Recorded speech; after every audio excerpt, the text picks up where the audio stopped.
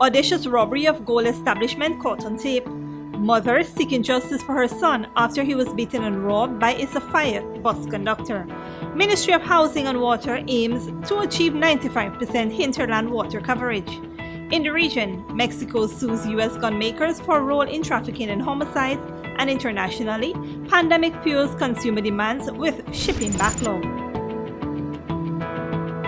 Greetings and welcome to another edition of Channel 2 Headline News Update. I am Bibi Backus. Thank you for joining us.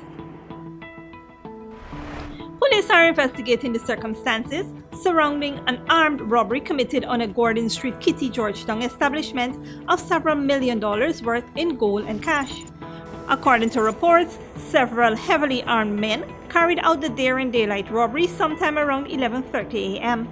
The bandits allegedly posed as customers to gain access into the establishment before carrying out the crime. The establishment is said to be owned and operated by Brazilians. Police are also investigating a double murder that occurred earlier today at Blackwater Bat Dam on the Cayuga-Mazaruni River.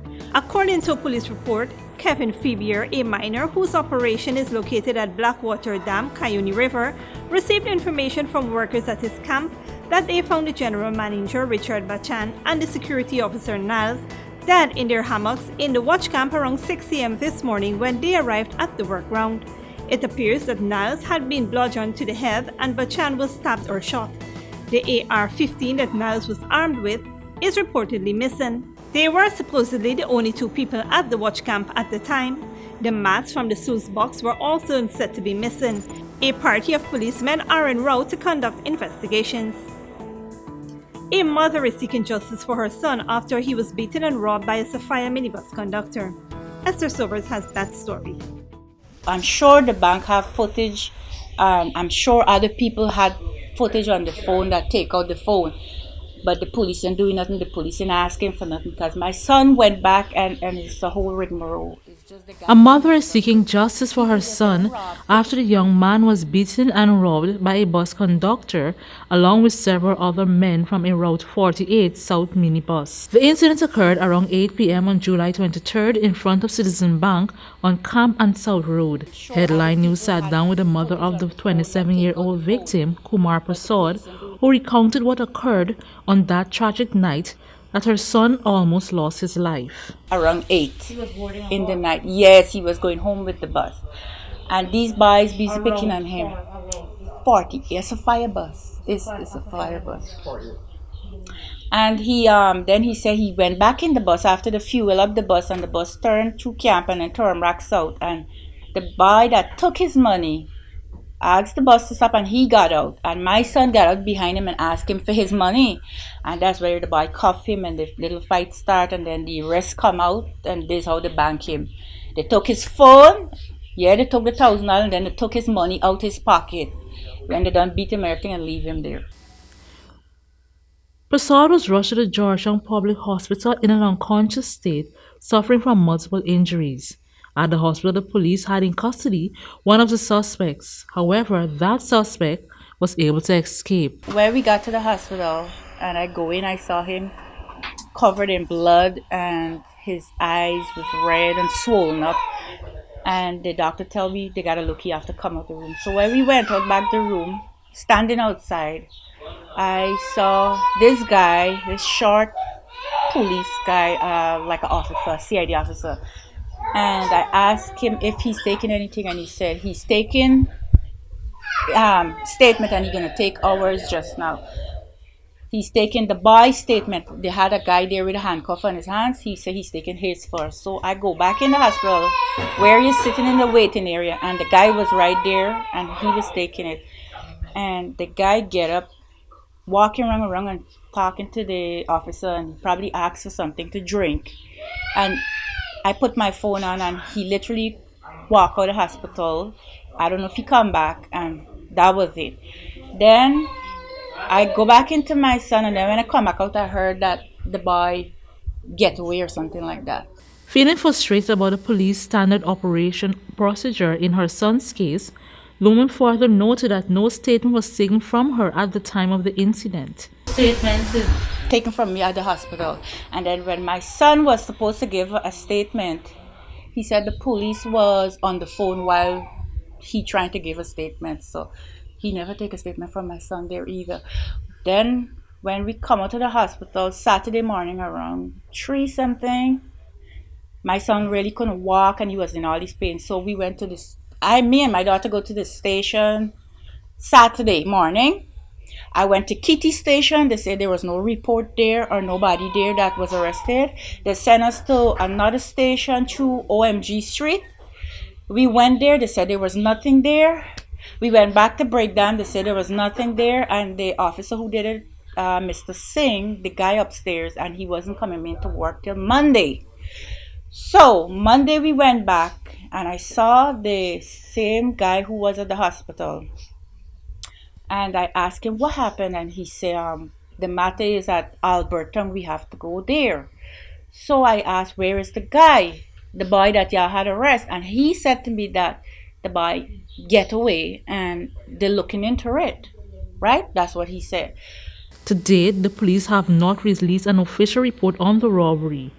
Nonetheless, Headline News will continue to follow and update this story as more details arrive. For Channel 2 Headline News, Esther Sobers. Thanks, Esther.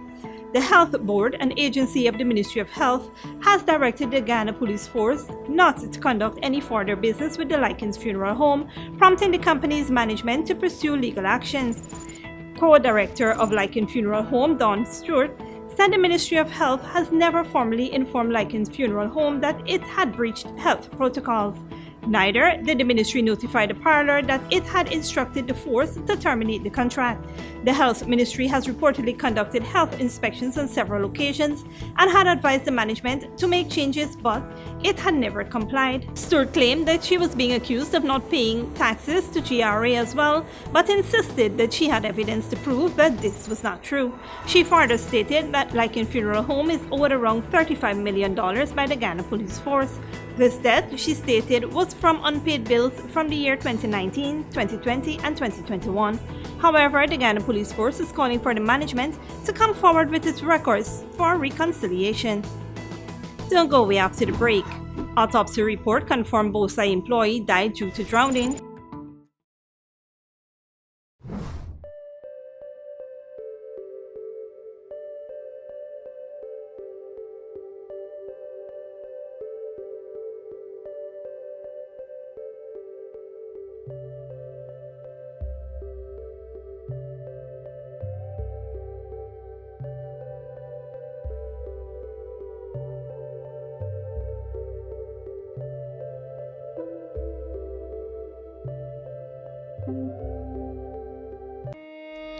Survival Shopping Complex brings to you its delivery service, Shop through WhatsApp. This process is simple. All you need to do is call or message your grocery list to 613-9683 and we will select your items for you and have them delivered directly to you, even out of town. This is convenient because we can stay on the phone with you as we select your favorite brands. We're happy to do your shopping for you. Contact us on WhatsApp today and shop price smart at Survival Shopping Complex. When you need money and you gotta get it fast, Creative Jewelry and Pawn Shop is the place for that confidential transaction in a quiet and secure location. You'll get the highest value per pennyweight for your gold and also enjoy the lowest interest rates and longest payback period too. Yes, for that instant transaction to solve a pressing financial problem. That Creative Jewelry and Pawn Shop, 46 Boyle Place, that's between the Ministry of Housing on Brick Dam and White Castle Fish Shop. Be your first and only choice. Creative Jewelry and Pawn Shop, safe and sound, solid and secure, always there for you.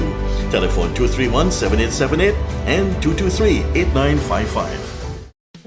Tastes so good. It's gotta be made with Alabama Baker wheat flour. Produced from quality soft winter wheat and quality enzymes to give a superior product that's guaranteed to be luscious, delightful to taste, and stays fresher longer. Alabama Baker wheat flour is perfect for breads, roti, puri, pastries, chow mein, pastas, and many other delights. Imported and distributed by Alabama Trading. 6566 Robb Street, Borda, and 23 Lombard Street. Telephone 225-5800. Welcome to Kissoon's Furniture. Find everything you need for your home and more under one roof in our newly decorated showroom. Our locally crafted furniture has been perfected over the last 60 years. From our hands to your home, we also bring to you our newly introduced lines of imported furniture and Sleep Center, where you can find a wide range of beds and mattresses. Kissoon's Furniture, furnishing homes for over 60 years. Good girl forget things. What's the problem, Granny? I want money for borrow for those surgery. I was dancing and I fall and fracture my hip. If you need some quick money, you should check Lender's Jewelry and Pawn Shop. Lender's Jewelry and Pawn Shop, lot 238 South Road Border, Georgetown. Get jewelry made to order in just 72 hours. We also accept vehicles. Lender's, best rates, longest payback period. Boys, I get through. Plus, I could dance again. Lender's Jewelry and Pawn Shop. Welcome back. As the Ministry of Housing and Water aims to achieve 95% of hinterland water coverage, over $80 million in contracts was handed over for the drilling of 2 wells in Camarang and Juela Region 7. This initiative will benefit 3,000 residents. Minister of Housing and Water, Colin Crowell, who handed over the first contract in the community of Juela, stated the development will bring first-time access to hundreds of households. Quote, "Delivery of safe water to communities is a priority for the PPPC government to enhance the livelihood of Guyanese irrespective of their geographical location." End of quote. He added, quote, "We want to assure you that we are at work and there is currently 80% coverage across the hinterland despite geographical challenges." End of quote. Meanwhile, in the community of Camarang, the minister said that during needs assessment for budget 2021, it was discovered that the area had no means for accessing potable water. Through this intervention, 90% of the community will now have access to potable water, including government buildings. The contracts were handed over to the Tishaus of the villages. Drilling in Camarang begins in 1 week, after which the rig will move to Juela by mid-September for completion in October. The minister also stated that in 2022, several new wells will be drilled to improve hinterland services, signaling a $350 million injection by the ministry since August 2020. Drowning was the cause of death for a BOSAI employee. This is according to an autopsy report. Esther Sobers has more. Wayne Major, a 23-year-old BOSAI employee of Amelius Ward Linden, lost his life on Monday while swimming and hanging out with friends at Bogtown Creek in Linden. A recent post-mortem examination report confirmed his death was due to drowning. According to the police reports, Major and his friends began consuming alcohol moments upon arrival at the creek. While in the water, Major began entertaining the group by showcasing his aquatic skills. One eyewitness recounted Major went under the water for several minutes and resurfaced a short distance away from the coker front motionless. Attempts were made to retrieve him, but they were all futile due to the strong water currents. Eventually, Major was recovered from the water and brought to the shore. CPR was conducted on the man, but he failed to regain consciousness. The 23-year-old was taken to Linden Hospital Complex, where he was officially pronounced dead. For Channel 2 Headline News, Esther Sobers. Thanks, Esther. Don't go away after the break. Mexico sues U.S. gun makers for their role in trafficking and homicides, and pandemic fuels consumer demands with shipping backlogs. But before that, here's the bridge retraction schedule.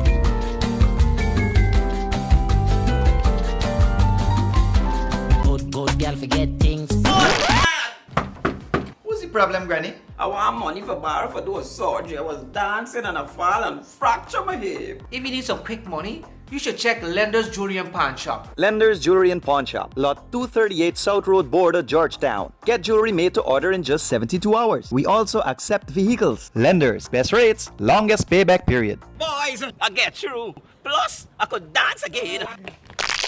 Lender's Jewelry and Pawn Shop. Welcome to Kissoon's Furniture, Find everything you need for your home and more under one roof in our newly decorated showroom.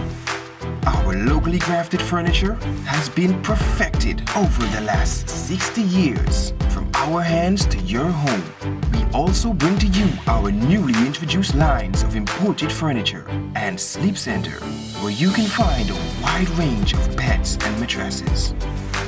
Kissoon's Furniture, furnishing homes for over 60 years. For decades, milk has remained the same. Until now. Introducing the Great Dairy Full Cream Milk from Alabama Trading. Enriched with vitamins A to D and calcium to promote healthy teeth, strong bones, and vitality. Great Dairy Milk is delicious and fortified to encourage healthy cell growth within the body. No wonder it's the #1 brand of milk produced in Ireland. Now available nationwide in 400-gram packages at leading supermarkets and wholesale vendors. Distributed by Alabama Trading. When you need money and you gotta get it fast, Creative Jewelry and Pawn Shop is the place for that confidential transaction in a quiet and secure location. You'll get the highest value per pennyweight for your gold and also enjoy the lowest interest rates and longest payback period too.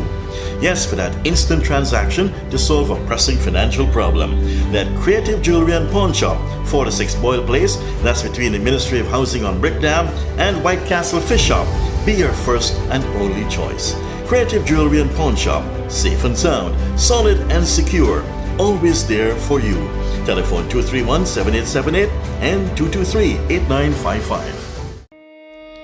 Survival Shopping Complex brings to you its delivery service, Shop Through WhatsApp. This process is simple. All you need to do is call or message your grocery list to 613-9683 and we will select your items for you and have them delivered directly to you, even out of town. This is convenient because we can stay on the phone with you as we select your favorite brands. We're happy to do your shopping for you. Contact us on WhatsApp today and shop price smart at Survival Shopping Complex. Welcome back. Now we take a look at news in the region and around the world. The Mexican government sued United States gun manufacturers and distributors on Wednesday in the U.S. federal court, arguing that their negligent and illegal commercial practices have unleashed tremendous bloodshed in Mexico. Al Jazeera's John Holman reports. The streets of Culiacan, North Mexico on 17th October 2019, when the Sinaloa cartel turned out like an army to battle and defeat Mexican security forces. Gunmen who said they were there that day told us that they were using US-made guns. Other criminal groups across the country have told us the same. Firearms are heavily restricted in Mexico, but the government says an iron river of illegal weapons is heading across the US border and adding to the violence here. Now it's trying to stop that river at source. On Wednesday, it announced an unprecedented lawsuit against 11 arms manufacturers, among them famous names like Colt and Smith & Wesson. What is Mexico looking for with this lawsuit? That the companies compensate the Mexican government for the damage caused by their negligent practices, that they develop verifiable strategies to monitor and discipline their distributors, because the companies argue that when the guns go out, they don't have any responsibility for them, but they do. The government says arms manufacturers should include security mechanisms in their guns to track and check who's using them. They should also pay for media campaigns and programs to stop arms trafficking. At the moment, the government says they're doing just the opposite, knowingly profiting from a lucrative trade. They are developing models for narcos, so that they use them for narco trafficking. They are designed for that. They have different aesthetic and functional features. Mexican officials know they might not succeed. A 2005 US statute gives gun makers widespread protection against civil liability claims. They're hoping this time things might be different because their claim comes from outside of the states. And with at least 17,000 murders in the country from guns traced to the US, they say they have to do something. But the government admits that gun makers are only part of the issue. Mexico also has a really porous border with the United States, and armed traffickers have told us that it's really easy for them to get their weapons across it and into the country, even under the noses of Mexican officials. So until that border has toughened up, guns are still going to flow into the country. The foreign minister told Al Jazeera that's something the government's also working on. It will need to. The lawsuit won't be enough on its own. John Holman, Al Jazeera, Mexico City. The pandemic has kept many consumers indoors and online shopping for goods. Economically, that seems like a good thing, but it has caused a backlog of items arriving at ports around the world, and competition for scarce spots on shipping vessels has caused the price of shipping to skyrocket. Al Jazeera's Rob Reynolds reports. It's a container ship traffic jam. The twin ports of Los Angeles and Long Beach, the biggest in the Western Hemisphere, are packed with giant ships, bringing a flood of consumer goods from Asia. In terms of the amount of cargo coming in, we have not seen anything like it. We've broken records here month after month after month at the Port of Los Angeles. Ship traffic here is up 50% over 2019, and it's not just here in California. All around the world, from Rotterdam to Singapore, a surge in exports is putting a major strain on global supply chains and its network of ships and containers. It's crunch time, really, in the container terminals as they struggle to get imports out and exports in. The reason? COVID-19. For months, U.S. consumers were under lockdown, cooped up at home with nowhere to go. So they went online and started buying stuff like crazy. Instead of going to the movies or using their discretionary income on travel or airline tickets, vacation, baseball games, Americans started spending. The spending spree was supercharged by trillions in U.S. government payments. And it was really fueled by the stimulus provided by the American politicians to the American consumers that set basically the Trans-Pacific trade lane on fire. People are buying, ports are busy. Economically, that seems like a good thing. But as with everything else in life, there's no such thing as a free lunch. The surge has led importers and exporters to compete with one another for scarce vessels and containers, driving up the price of shipping. Prices are up 300 to 500% across the board. And who do you think will pay in the end? You've probably guessed it. It's really a significant increase, and there's going to be a trickle-down effect from this price increase into consumer prices. Pandemonium in the ports and in the supply chain. Better get ready for higher prices and scantier supplies. Rob Reynolds, Al Jazeera at the Port of Los Angeles. And finally, the global surge in cases, driven partly by the Delta variant, is highlighting the gap in vaccination rates between wealthy countries and the developing world. The World Health Organization is calling for the moratorium on COVID-19 vaccine boosters until at least the end of September to enable 10% of the population of every country in the world to be vaccinated. Al Jazeera's Rosalind Jordan reports. One of the major problems of the COVID pandemic: some countries have more vaccine than they can use. Others have none. That's why, as COVID cases reached 200 million on Wednesday, the U.S. and the World Health Organization were arguing whether already vaccinated Americans and Europeans should get booster shots. The WHO wants a moratorium on booster shots through September 30th. That's so poorer countries can vaccinate 10% of their citizens. I understand the concern of all governments to protect their people from the Delta variant. But we cannot and we should not accept countries that have already used most of the global supply of vaccines, using even more of it, while the world's most vulnerable people remain unprotected. White House officials rejected the WHO's call.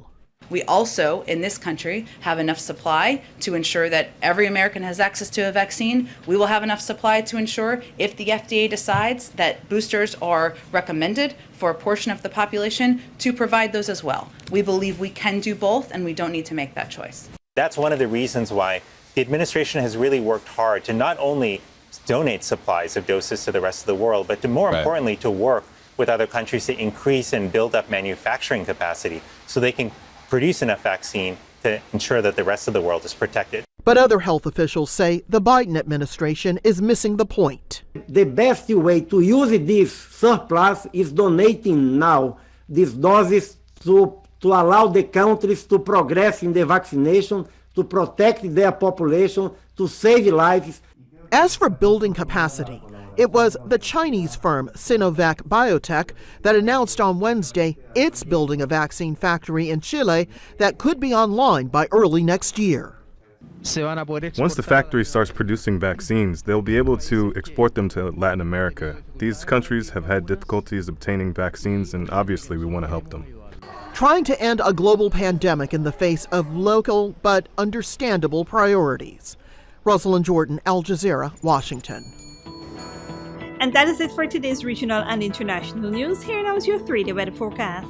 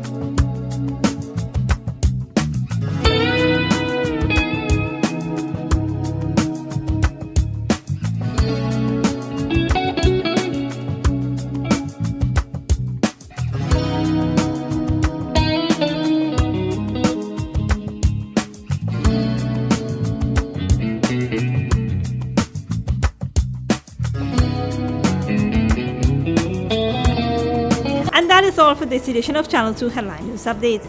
Tune in on Friday at 5:30 p.m. for another episode. Be sure to subscribe, like, and follow us on Facebook and YouTube. Until then, stay safe and take care.